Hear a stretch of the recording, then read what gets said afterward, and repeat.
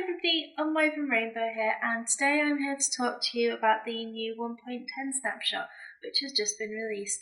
This snapshot, as most, has given us quite a few different features, and some of which are really good.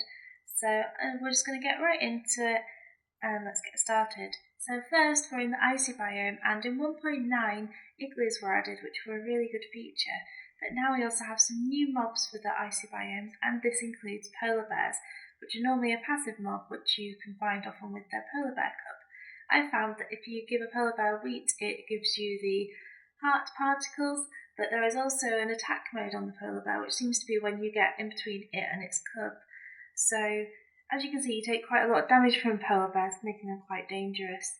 There is also another aggressive mob, which is the stray, and this is a skeleton type mob which fires arrows of slowness, and they also drop this arrow when killed. And there's also been another aggressive mob added to the desert, and this mob survives in sunshine, and it's called the husk, and it's quite a lot like a zombie. It gives you hunger issues, and I think that's a really interesting feature. Now there's been quite a few updates to villages, and this is a 1.9 village, which you can see is just confined to the grassland. But when you open this village in 1.10, you can see that it's made using the path block, and it also extends into the taiga biome.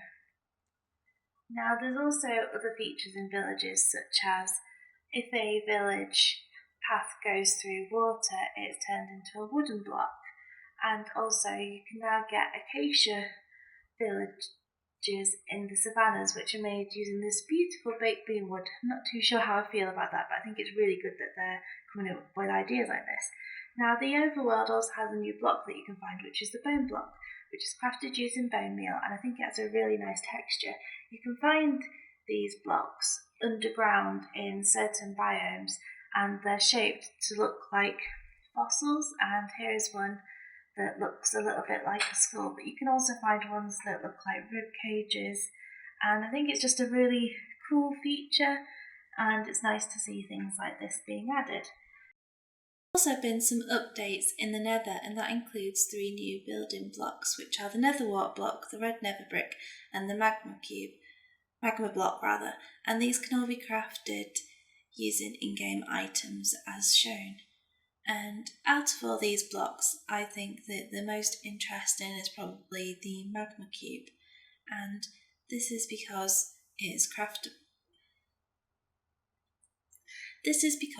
when the player steps on the block, it takes half a heart of damage, and it's found near the lava lakes. And also mobs take damage, but as you can see, not all of the mobs take damage. It seems that the ones that you find typically in the nether don't take damage, so wither skeletons and pigmen don't, but other mobs from the overworld do, and this includes passive mobs as well.